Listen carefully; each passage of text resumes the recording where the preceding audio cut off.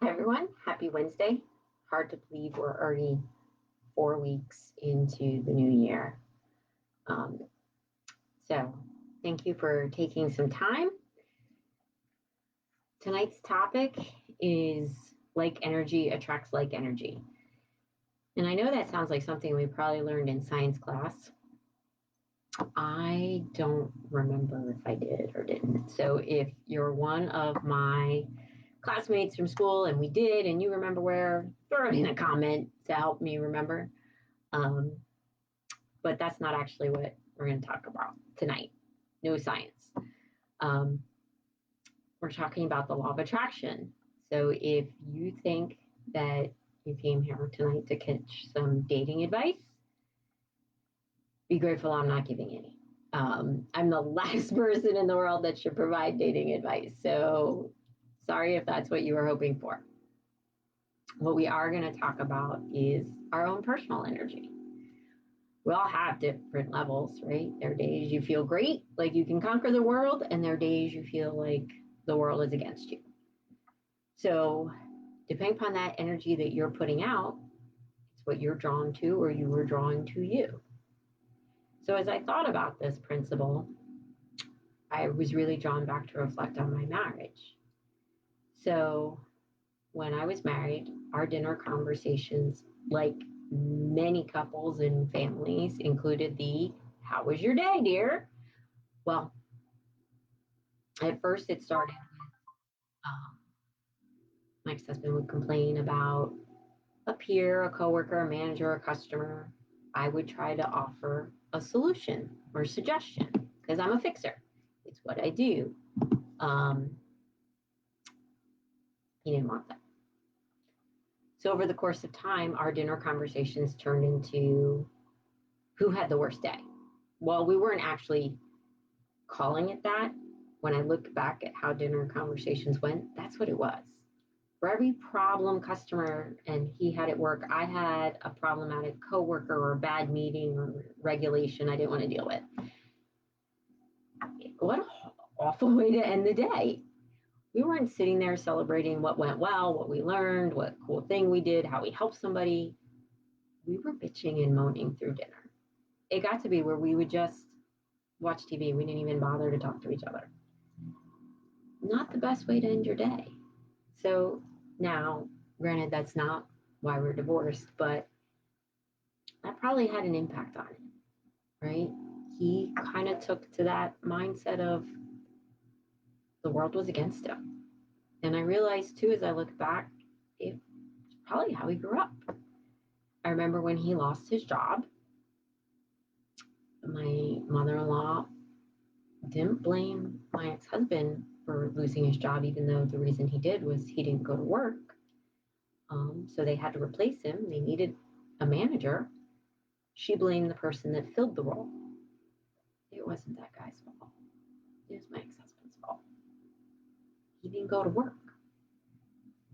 Um, you know, you can't blame the world for all your problems and then take credit for all your wins. It's not the way it goes. So if you're thinking, well, what the heck does your failed marriage dinner conversations have to do with helping me move forward? I thought you were trying to coach us and help us, Virginia. I'm sharing this as an example. And now I feel so much better energy because I'm so aware of that when Brian and I have conversations at night, I'm very cognizant to make sure that they don't turn into bitching sessions. And you know what? They never do. And in part because that's not where he wants to go either. We just want to talk about our days. And most of our conversation is about what we've got going on because service to community is so important to both of us. And that's what drew us together. That common value, that common putting that out there that we want to help others. And that's what drew us together. Ironically, at a community event. So you see how this is going. Maybe I am here to give dating advice. But no, seriously, think about it, right? We've all been in that situation with a group of coworkers or a group of friends, or maybe it's some event at your children's school where somebody starts complaining about something, another person, a peer, a teacher, a boss, and you all just jump in. And for that moment, you're all very connected in that, hey, yeah, we're right, this person's wrong, or whatever the vibe of the conversation is. But in the end, did it do anything? No, maybe you felt better. You just had to get it off your chest, know somebody else felt the same way you did, and that's great. But that's not going to move you forward in life. You can't live there, right? So if you want to make the difference, you look for the people who are going to make a difference, right? Um, we volunteer quite a bit. Service to community is important. And I notice it's always the same people. Again, you know why? It's that common bond. We're attracting the same people. People who give are attracted to people who give. I have lots of friends who do the same where they live, even though they're not here. Um, I also have some friends that every time I talk to them, there's some sort of drama. Even something as simple as, hey, did you lose power in the storm? Which I would expect not to be a big deal because I was pretty sure they had a generator. Oh, yeah, we did. And I hurt my back. What? Oh, I had to get the generator out. I hurt my back. I'm like, okay, but in prior storms, you complained that you didn't have a generator. And if it was really long, you know, kids are cold. You've got to worry about food going bad. Um, so, you know what? I find I spend a little less time checking in on those friends because that trains me. You know, you have that friend that you care about them and you want to know that they're doing well and check in on them. But you get off the phone or you stop texting and you're like, I'm exhausted. That was just draining, you know, or at work, you've been in that meeting where nothing's moving forward. You walk out like, all we did was bitch and moan for 35 minutes. We got nothing done. You know, the biggest realization I had of that was in 2020, I was reorged into a new role. There was a lot of confusion, even on my own part around my role, but I was being excluded from things I'd previously been included. And I felt very pushed out. And so I was feeling that kind of low, crappy energy. And then and that meant I wasn't engaging with some of my peers as regularly. And then I had an opportunity. I was included in something and I heard some of them. And as they spoke, I was like, this is why we haven't been engaging. They're very much in that, you know, it's the leadership's fault, blah, it's everybody else but us. And I'm like, I'm not vibing that. I'm not, I get it. You know, we're not the top dogs. There's 4 layers above us now, not just one. So yeah, we don't get as much say. Okay, it is what it is. Accept it, move forward, you know, learn how to live in that box or don't. Whereas a lot of energy was spent just kind of spinning on it. And that's probably the best word. If you're just spinning, you're not moving forward. I want to move forward. This isn't about competing with anybody else.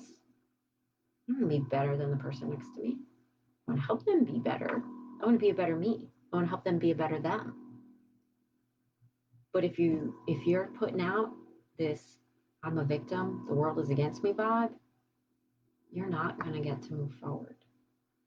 You've got to be seeking those opportunities, be curious, be inquisitive, be positive. That's what'll draw to you. And the universe will meet you with that.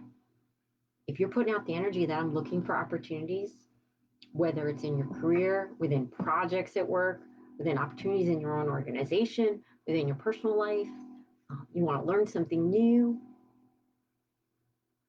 you putting that out there, the universe is going to bring those opportunities to you, right? I met my personal coach on vacation. There was something about her, we just clicked. A couple years later, I said, hey, I need some help. You know, can we work together? Tell me how you work. And it just happened because I was putting that out there. Hey, here's where I am. I'm trying to be better. The adage of put your mask on first before the helping those around you. You got to take care of yourself. And taking care of yourself is more than just getting a good night's sleep and watching what you eat and exercising a few times a week or whatever. It's making sure that you're doing what you can to control all aspects of your life, including what kind of energy you're putting out and what kind of energy you're drawing to you. Are you bringing to you the people who uplift you and engage you and stretch you and support you? Or are you hanging out with the victims of the world? Which is a great place. Sometimes we all need to be there because sometimes life sucks. But that's not how you improve it if you just hang out there. So when you realize it's time for a change, that might be one of the changes you need to make. And if you're not sure how to make that change, let me know. I'll help you because I get it. It's not always easy, but it's so worth it. You will feel the difference in every aspect of your life when you're cognizant of your mindset, which is really what's driving your energy. So remember, I'm here to help you. That's my energy I'm putting out. That I want to help you be the best you can be. Because you'll help make me the best me I can be. See how it goes? So with that, have a wonderful evening. Enjoy the rest of the month. I'll see you next week.